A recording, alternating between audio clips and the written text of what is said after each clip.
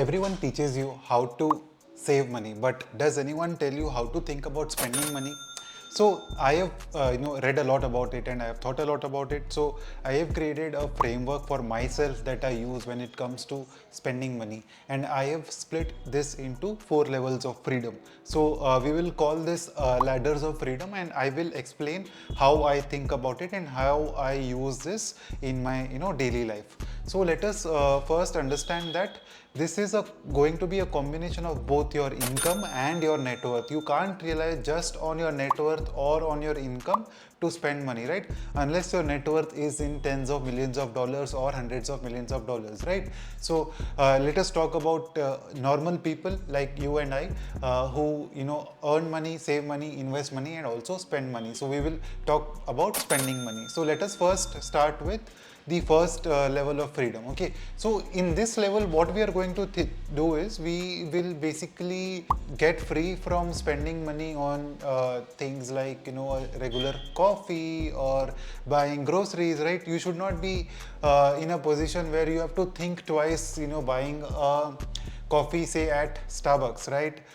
These smaller things, or say buying vegetables from a supermarket versus the local market, right? So these things should not really matter to you. So how do you think about it, right? So here I would suggest that a good level of freedom would be to reach, say, a net worth of INR 10 lakh rupees. But then with this net worth, the spending should always happen from your income and not from your net worth, right? So this is the whole catch here. Okay, just because you have reached a net worth of 10 lakh rupees does not mean that you withdraw from that to spend money on your coffee, right? Your income has to support these expenses, but then you are free from the thought process of thinking about the stress of thinking about whether you should be drinking that coffee or not. Okay, this is the first level of freedom. Now let us come to the second level of freedom.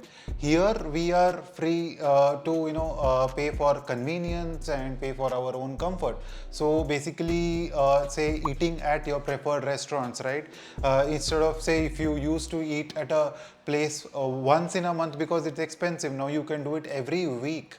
Or paying for cabs at a surge price. General cab prices, it's say 300 rupees, but during peak hours you're saying 600 rupees, and you had to wait for 2-3 hours to get the cab at the right price.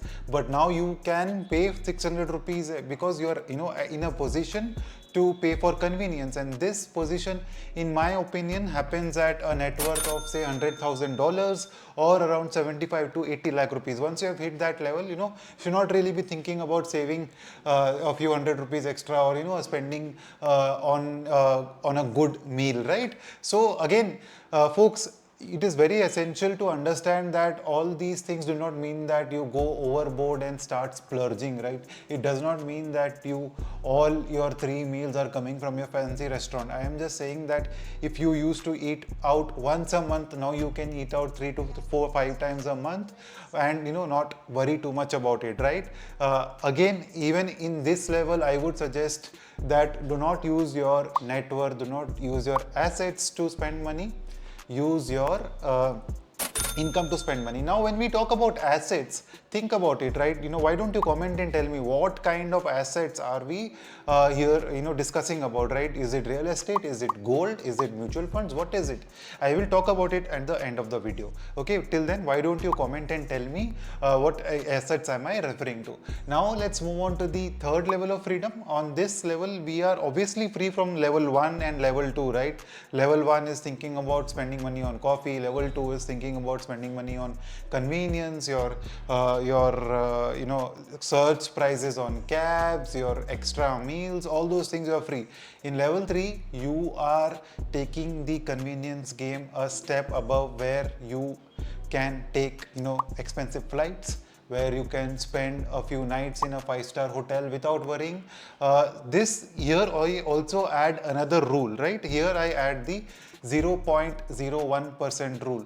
So on this rule, basically what I say is that as long as my expense does not exceed my, is in the range of 0.1%, 0.01% to 0.02%, 0.05% of my net worth, I am okay with it. So here we will probably take a net worth of say 5 crore rupees to begin with. So 0.01% of 5 crores is 50,000 and 0.05% of 5 crores is 2.5 lakhs. So if you have to go and stay in a 5-star hotel for 3 nights, which costs 15 to 20,000 rupees per night, please don't worry too much about it. You should definitely do it because you have the net worth to do it. Again, here income wise, even if your income is not there, then you also have to take care of a lot of things, right? So it will be preferred to have that income to support these expenses. Because okay, even if your income is just enough to meet all your expenses and your net worth continues to grow, that will be good for you, right? Because if you start withdrawing from this 5 crore itself and you have a long runway of say 40-45 years, then you will end up with capital on in some point in time, just because you have been using this framework, right? So try to avoid that and try to use it from your spend money from your income. Coming to the last, right, the financial freedom level. This is the freedom all of us seek, right? Here basically the idea is that you should be able to spend as you like, provided you have enough money to live the rest of your life. So it can be 7 crores for me, it can be 20 crores for you, right? So this completely depends on what kind of lifestyle you prefer, right? Based on that, you can do your calculations and figure out how much money you need for financial freedom. Say you need 20 crore rupees and you are going to withdraw 2% every year from that corpus. So that means that you can spend 40 lakh rupees every year, which is 3.3 lakh rupees every month, right? So based on these calculations, these are all, again, not something that you should be using. You should consult your financial advisor, you should be talking with your family, you should do a lot of research. But here again, these are all frameworks about how I think about these things, right? Lastly, now coming to where should this capital exist. So say level 2 freedom, wherein you need 80 lakh rupees of net worth, right, to get to that level. If all that 80 lakh rupees is in real estate, is it really worth it? I mean, if an emergency comes, what will you do? If you have to spend 10 lakh rupees for a health emergency, you won't be able to liquidate the real estate, right? Same for, I would suggest, at all levels of freedoms, because say financial freedom, if you have real estate and if you have real estate worth 20 crore rupees and it is giving you rental income, and say after 2 years that rental income stops coming due to any kind of situation, right, then what will you do? Because you will not have any liquidity, right? So liquidity is the most preferred place. So personally, I would keep my money in mutual funds, any asset class, any place wherein I can sell it today and take out my money out. So mutual funds have that liquidity of T+2, T+1, stocks, fixed deposits, money in bank account, can be anything, right? Basically it has to be in a most liquid format possible.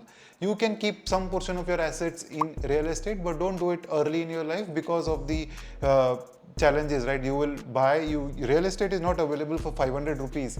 Mutual fund is definitely available for 500 rupees. So this is the difference, right? When you have to buy real estate, you have to also take on debt, you have to commit yourself for working for the next 10-15 years. So it becomes a whole another story. So this is how I think about spending money. Maybe you have different thought process. Why don't you comment and tell me, and let us take that discussion forward. Thank you for watching this so far.